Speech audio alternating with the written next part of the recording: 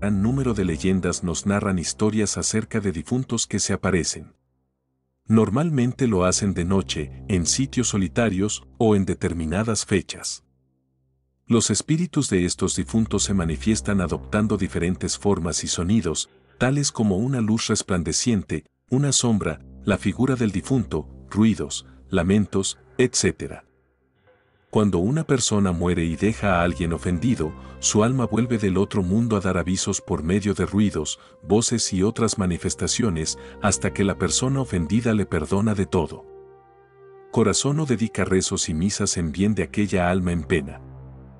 En sus apariciones las almas pueden pedir o necesitar distintas cosas: sepultura, que les quiten la cruz o el hábito con que fueron amortajados y que les impide que los demonios lleven su alma al infierno. En estas situaciones, el familiar, acompañado del alma del difunto, debe ir a cumplir lo que esa alma solicita, normalmente hacer funerales pendientes o realizar alguna otra buena obra. En otros casos, las almas en pena tan solo tienen algo que comunicar a sus familiares, alguna noticia que en el pasado no dieron a conocer, o algún aviso importante de tragedias que han visto les van a suceder a los mortales. Normalmente, el medio más eficaz y usado en la ayuda de estos seres atormentados que piden auxilio es la Santa Misa y el rezo de oraciones, así como la señal de la cruz ante su aparición. Tras esta breve introducción al tema de las almas en pena, pasaremos a analizar algunas de las leyendas recogidas en la presente investigación. Don Salvador Envid, de 88 años de edad, natural de Huertapelayo, provincia de Guadalajara, nos contaba una historia que ocurrió en su pueblo al tío Nabo. 1. El hombre miedoso y la zarza, más las misas del ánima en pena. El tío Nabo era un pastor de allí, de Huertapelayo, y salía al campo a sus ovejas, y en el camino se le aparecía a ella, su mujer, que había muerto hacía un tiempo atrás.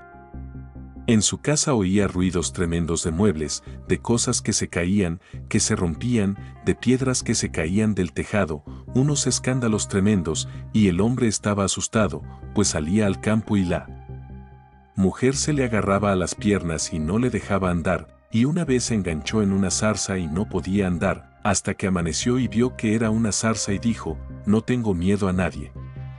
Cogió la navaja y cortó la zarza que le estaba teniendo. El misterio de lo otro es que decía que en su casa caían piedras escaleras abajo desde la cámara y el hombre vivía en susto permanente, y cuando amanecía y se iba a las ovejas, en el camino, se le agarraba a ella a las piernas y no le dejaba andar. Entonces, él vivía en un susto tremendo hasta que un día le dijo: ¿quieres decirme qué es lo que quieres? ¿Por qué me estás tal? Sencillamente porque me tienes toda la noche de ánimas, que me habías ofrecido una misa y no me la has hecho. Hizo la misa y desapareció el alma. 1. La primera parte de esta historia es un paralelo del cuento popularísimo de la comarca del Ripollés recogido por Román Violantis y Mora en su libro El Pirineo Español. Iréis una vez un sastre, que al regresar de trabajar de un pueblo, por la noche, se encontró con que, de súbito, le tiraban del vestido, aterrorizado, pues tenía la certeza de que eran las almas en pena que lo retenían. Pidió clemencia a los muertos para que le dejaran seguir adelante, sin embargo, no lo soltaron. Pasó la noche suplicando en vano a las almas en pena, hasta que al llegar el alba, se dio cuenta de que una zarza del camino se le había enganchado a la capa. Sacó las tijeras y cortó la zarza, al propio tiempo que decía, en tono bravucón: lo mismo hubiera hecho si fueras un fantasma. 2. En las dos historias las almas en pena se agarran al cuerpo del hombre o tiran de su vestimenta impidiéndole avanzar. Los dos hombres sospechan que son las almas en pena las que producen tal efecto, sin embargo, en los dos casos, descubren que son unas zarzas las que les impiden avanzar y cortándolas sin miedo exclaman: lo mismo hubiera hecho si fueras un fantasma /diagonal no tengo miedo a nadie.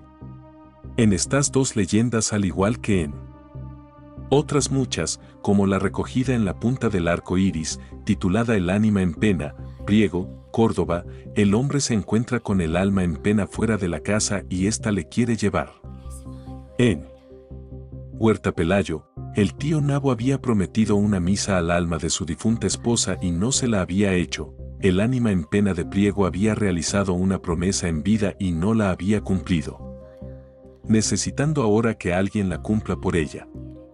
En cualquier caso, una vez realizado lo solicitado por el alma, ésta puede descansar y desaparece. Las ánimas era una cosa que está en todos los pueblos. Las almas en pena, las ánimas, se decía que si salías y te encontrabas con un alma en pena, que te podía llevar. Otras veces, que le podías preguntar que si era un alma en pena, o qué era lo que quería, por si había dejado alguna promesa sin cumplir. Venía a que se la cumpliera algún familiar o amigo, y cumplía su promesa para ir a descansar. Mi tía, una tía segunda que ya se murió. Esa decía que sí, que había visto un ánima en pena y que se la había presentado varias noches. Ella preguntaba que, si era un ánima en pena o un espíritu, que dijese lo que quería, lo que le pasaba. Porque decían que lo mismo era un alma en pena que había muerto porque había hecho alguna promesa y había muerto antes de cumplirla. Entonces el alma estaba penando toda la vida hasta haber cumplido la promesa. Ya decía lo que quería, e iba la otra persona, lo cumplía y el alma ya descansaba. El ánima le dijo que fuera a San Francisco, a una iglesia donde estaba la imagen más popular de la ciudad. Allí, delante de unos altares, que escuchara misa y rezara no sé cuántos padrenuestros. Y ya se dejó de tener la pesadilla, o de verla todos los días o de acordarse de ella. 3. Otra de las propiedades atribuidas a las almas en pena, como de muebles, de cosas que se caían, que se rompían, que señalábamos más arriba, era su capacidad de manifestarse a través de luces, humo, ruidos, sonidos. Siempre por la noche y en la casa donde antes habían vivido. El tío Nabo vivía atormentado por los ruidos que cada noche soportaba en su casa. En casa oía ruidos tremendos, piedras que se caían del tejado, unos escándalos tremendos.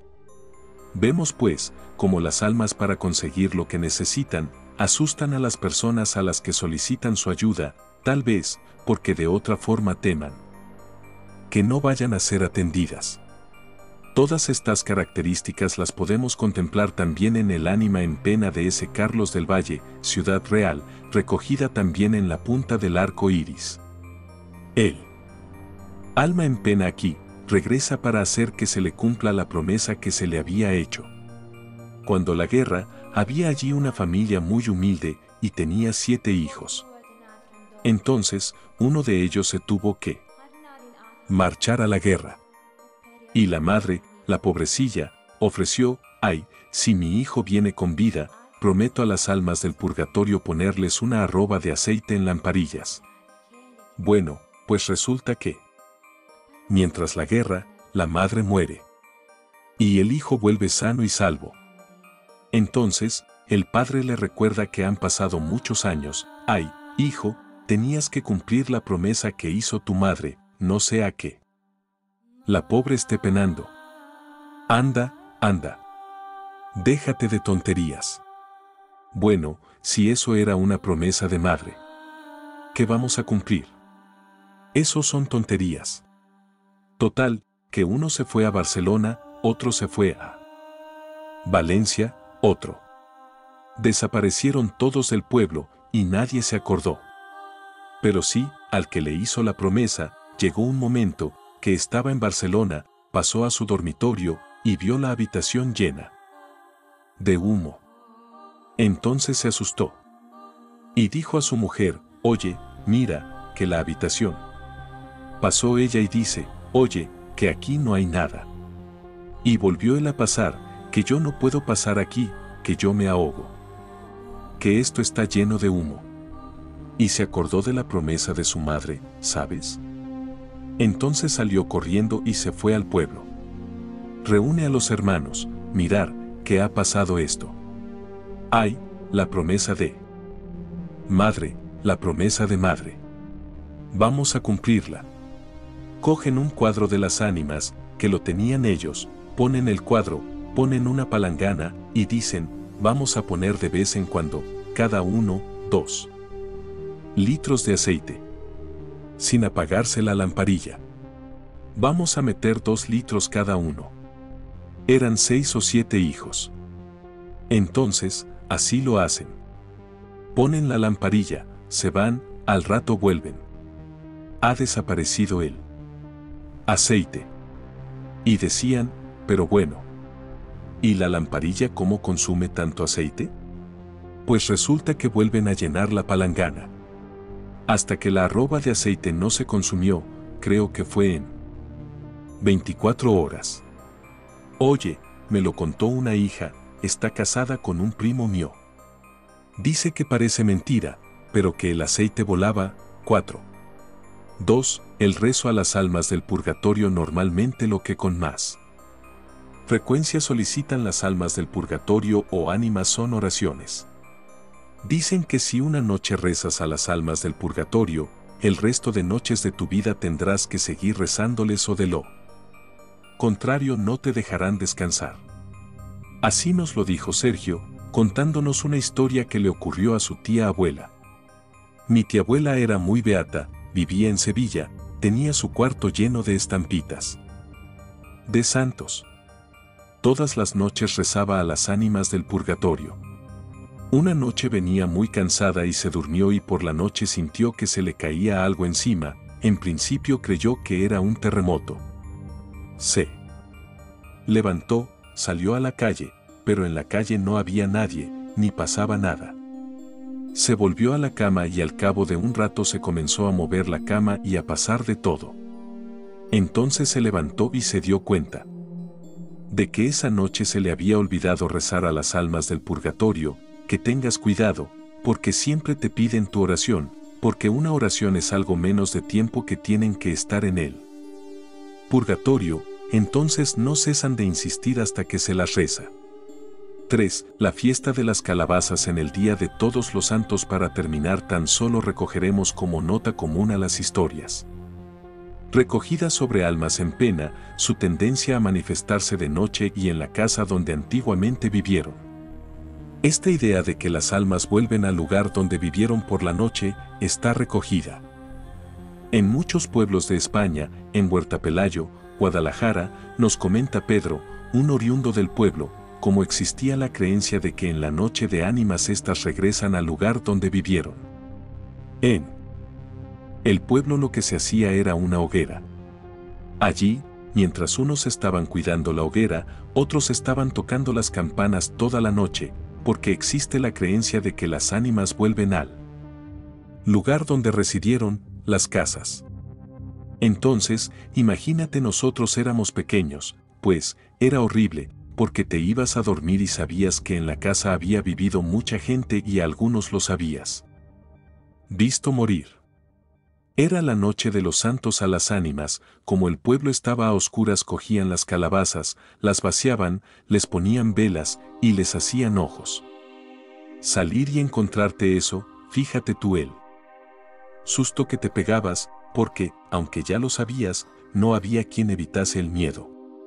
Las almas vuelven a sus casas en la noche de los santos a las ánimas, van buscándolas para que no entren en muchos pueblos sacaban a la puerta una calabaza vacía con ojos y boca y una vela en su interior, al igual que hoy se sigue haciendo en Norteamérica en la celebración de Halloween. En otros sitios, para impedir que las ánimas entrasen en las casas, tapaban con gachas las cerraduras. La noche de los difuntos, la noche de todos los santos, del día 1 al día 2 de noviembre, cogen gachas, unos se levantan, otros son amigos. Antes había hermandades, e iban tapando todas las cerraduras con gachas, pa' que no entren por las cerraduras las ánimas de noche. Las ánimas en pena, que esa noche están buscando, pues para que no entren en todas las casas. Se hace en toda la zona de Priego, en las hileras, en las lagunillas.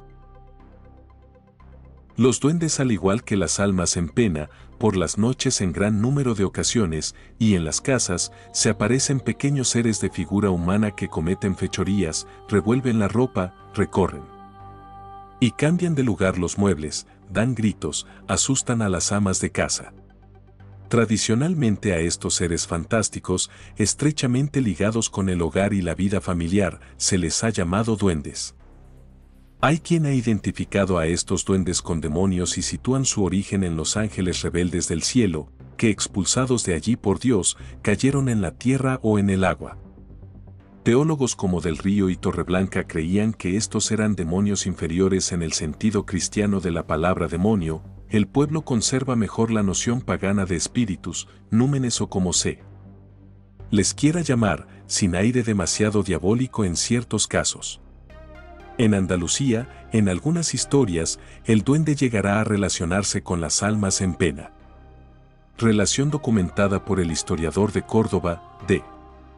Teodomiro Ramírez de Arellano, y también por Lope en la jornada segunda de Dinero son calidad, donde vemos como en la imaginación del pueblo sí entran a veces en relación los duendes con las almas en pena. Macarrón, ¿será algún duende o será alguna doncella en pena, que es lo mismo? La creencia en los duendes será algo arraigado a nuestro folclore tradicional. Muchos cuentos y romances anónimos de poetas poco conocidos se publicaron sobre duendes durante los siglos XVI y XVII, y grandes autores españoles como Lope, Cervantes o Calderón dedicaron páginas de su literatura a tales personajes. En el siglo XVIII el padre Feijóo intentó combatir las supersticiones del pueblo aplicando la razón. Achacó la existencia de duendes a estados meramente psicopatológicos o anormales. Anteriormente, en el ente dilucidado de Fuentelapeña, escrito en la segunda mitad del S. 17, se había probado con argumentos teológicos que los duendes no podían ser ni espíritus benignos a modo de ángeles ni espíritus malignos como los demonios o las almas condenadas. No obstante, los duendes han sido un fenómeno muy estudiado en España, llegándose a conclusiones como la siguiente recogida de los duendes en la literatura clásica española de Caro Baroja. Con el nombre de duendes y trasgos se conocen en España unos espíritus que con el tiempo han ido sufriendo modificaciones en las distintas regiones. El trasgu del norte, asturiano y montañés, parece corresponder mejor que ninguno otro a un viejo espíritu casero del tipo de los que existen en el centro y norte de Europa, hombrecillo negro. Pequeño, de ojos vivos y brillantes, de sonrisa maliciosa y aire burlón. Sus acciones más características son romper cacharros, esconder objetos, revolver la ropa, derribar muebles, alborotar a los animales domésticos.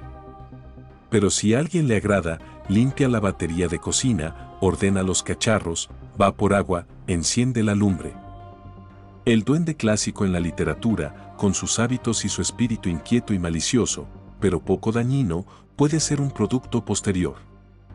Una informante de Filipinas nos cuenta cómo en Manila, en casa de su abuela, en más de una ocasión fueron vistos los duendes. Mi madre, cuando tenía 16 años, tenía una casa en Filipinas, se mudaron. Porque eran muchos y porque unos tíos de mi madre eran unos borrachos, y mi abuela por no dejarlos solos los acogió. Encontraron una casa que la vendía un actor, decían que el actor se había ido porque estaba loco, veía cosas en su casa. Mis abuelos dijeron que eso eran tonterías de la vida y la compraron. Estuvieron 2 años y vieron que la casa estaba muy mal y la renovaron toda por fuera y por dentro. La pintaron, quitaron balcones, las entradas cambiaron, y eso. Entonces, a raíz de eso, todas las noches, cuando estaban viendo la tele en el salón, todos juntos, a las 12, cuando sonaba el reloj de Cuco, llamaban al timbre y nada. Pues normal, baja mi abuelo ya a abrir la puerta, y ve que no había nadie. Al día siguiente igual. Bueno, 3 veces y no había nadie. Una semana ya, y mi abuelo estaba mirando por la mirilla para ver si había alguien, y enciende la luz y aquí le pillo y le pego un guantazo. Entonces, mi abuelo se quedó mirando y dio las 12 y sonó el timbre, y todos, abre, abre, es que no hay nadie. Y dijo mi abuelo que se movió solo el timbre. Mi abuela tenía criadas en casa y entonces una estaba colgando la ropa y estaba cantando y cuando fue a coger una prenda se encontró un duende, pero no un duende de estos buenos, sino que tenía una cara de mala leche, ahí todo guarro. Y llamó pues a mi abuela y nada el duende gritando nana, nana, porque nana, allí es, mamá. Entonces la criada se lo contó a mi abuela y le dijo tómate unas vacaciones, que porque falte una no va a pasar nada. Entonces pasaron días y otra criada pues igual. Estaba en la cocina, haciendo la comida, y se apareció una fila así de duendes, la tía histérica gritando, tiró todo y dijo, bueno esto ya es muy extraño. Llamaron otra vez a los curanderos, y a ver qué dicen, bendijeron la casa y tal. Entonces mi madre tenía unos tíos que eran borrachos. Todas las mañanas, cuando iba mi abuela a hacer la cama, se encontraba toda la cama llena de agua, muy mojada, bueno, estos no se han meado, porque no se van a mear en toda la cama. Entonces echó la bronca a un tío de mi madre y dijo mi tío, pues bueno, pues esta noche no voy a beber y a ver lo que pasa, ¿quién me moja? Y dice que vio pues algo que le echó agua, y es que estaban tan borrachos y no se lavaban que olían mal. Entonces ya decidieron irse de esa casa. Pero en la casa vive todavía un tío de mi madre que sigue vivo y dice que oye cosas, pero le da igual. En la casa, cuando faltaron las criadas, se despidieron todas por locas, mis tías tenían que hacer las cosas en la casa y mi abuela les hacía la comida. Un día, estaba partiendo algo, carne o algo así con un cuchillo grande, y entonces pues tiró los restos a la basura y dejó el cuchillo allí y se marchó. Al volver no estaba, y pasó el tiempo, y un día que estaba lloviendo salió fuera para quitar la ropa, y al agacharse, para quitar unas zapatillas que estaban allí, se le hincó entre las piernas el cuchillo con los restos de la comida. Esta leyenda presenta paralelos con una de San Carlos del Valle, Ciudad Real. Las fechorías de los duendes hacen imposible la vida a quienes en la casa habitan, causan efectos de histerismo a quien lo contempla o a quien sufre sus travesuras. Se sienten en casas donde se oyen ruidos extraños y acaecen fenómenos paranormales. Como posible solución ante el problema, se recurre a curas o a curanderos para que bendigan la casa, pero los fenómenos y apariciones siguen ocurriendo a lo largo del paso de los años, incluso con habitantes distintos en las casas. En San Carlos del Valle había una casa que estaba invadida de duendes. No sé si eran duendes, o eran fantasmas, o yo qué sé. El caso es que esa familia no podía vivir en paz, ¿sabes? Se acostaban por la noche, se metían en la cama a dormir, y a la mañana siguiente amanecían todos los muebles en la calle. Llegaba la hora de la comida. Se ponían a comer. Antiguamente sabes que no se comía en plato. Era o bien en la sartén o bien en la cazuela donde todos metían el pico. De golpe y porrazo, que la comida, abajo. Y nadie veía nada ni pasaba nada. Tendían la ropa, y al momento iban, toda la ropa rasgada. Todo, rajao. Y así. Oye, de hecho, la chica, la hija, que no podía vivir ya en aquella situación, iba al cura a pedirle que fuera a bendecir la casa, a rociarlo todo de agua bendita. Y que los duendes no se iban. Y la chica cogió una depresión, es decir, se puso ya de nervios tan mal, que murió a consecuencia de que no podía vivir en la casa. Esto hará 80 o 90 años. A mí me lo contaban. La misma informante, tras haber recogido más información sobre lo acaecido en su pueblo, unas semanas más tarde dio una nueva versión de la leyenda. Era una señora de clase media. Y tenía una hija, y vivía con ellos. Eran labradores, tenían muchos aperos de labranza. Y tenían una sirvienta. Pero la sirvienta se ve que no se llevaba bien, que les hacía unas faenas muy malas. Mientras ellos dormían sacaba los muebles al patio, ¿sabes? Y claro, ellos se levantaban, ¿qué pasa aquí? Pues ¿qué pasa? Y entonces ella empezó con los duendes, que mire usted, señora, que es que yo oigo unas cosas muy raras. Voy a tender la ropa en los corrales aquellos que había, y cuando llego está rajada. Y era ella. Llegaba a comer, ¿qué haría para mover la comida? Total que fue un misterio tremendo. Hasta que se descubrió que era ella la que hacía todo esto. La hija se puso muy enferma, se casó y al poco tiempo murió. Pero esta gente murió, los padres por lo menos, murieron amargados, porque era un no vivir, no poder vivir en la casa. Todo se movía, todo se cambiaba, todo iba de un lado a otro. La dueña me parece que se llamaba, por mote familiar, Los Ocatos. Y lo atribuían a los duendes.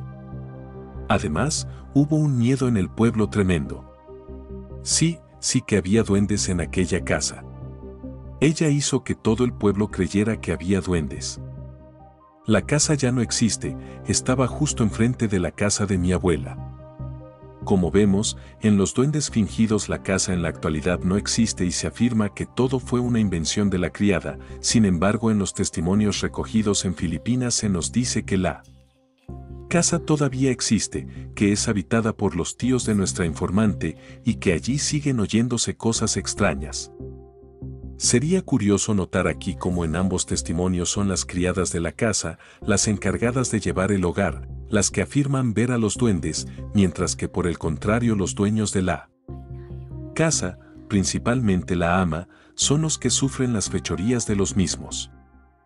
Si nos remontamos a uno de los cuentos más famosos que sobre duendes se han escrito, aparecido en un pliego de cordel que Gallardo extracta y describe, y glosado por Francisco de la Cruz, podemos observar ciertos paralelismos con los fenómenos descritos por nuestra informante en Filipinas.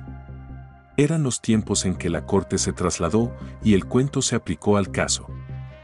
Había un hidalgo en cuya casa vivía un duende que, volviéndose agresivo, sin duda, atacó primero al secretario, el cual, espantado, contó lo ocurrido a su amo y compañeros. Estos se burlaron de él, mas a la noche pagaron su atrevimiento. A las 11 de la noche dio un crujido el aposento, entonces con el ruido todos vinieron al suelo se homo en la resurrección, que cayeron medio muertos. Volviendo en sí, levantaron poco a poco los pescuezos. Atentamente miraron y vieron venir a trechos una procesión de duendes con ristras de ajos al cuello. Todos en grande silencio, anduvieron por la sala con un cerco y otro cerco. En esto la procesión dio fin para dar con ellos. Sucesivamente el duende principal fue vapuleando a todos, hasta llegar al hidalgo. Como el magullamiento nocturno no paró en las noches siguientes, para librarse del duende decidió abandonar la mansión, lo cual tampoco sería solución, ya que el duende se mudaría también con él. En el cuento vemos como el duende no es simplemente un duende travieso, como sería el caso de los duendes fingidos, sino que, en un momento dado, los duendes pueden volverse agresivos y atacar a la gente que vive en la casa. En Filipinas vimos cómo el duende atacó al ama cuando, al ir a tender la ropa al patio, le lanzó un cuchillo entre las piernas. Otro fenómeno que se documenta en el cuento es la aparición de duendes formando hileras o procesiones. Es curioso ver cómo Raquel, nuestra informante filipina, afirma que las criadas de la casa de su abuela vieron en la cocina una hilera de duendes.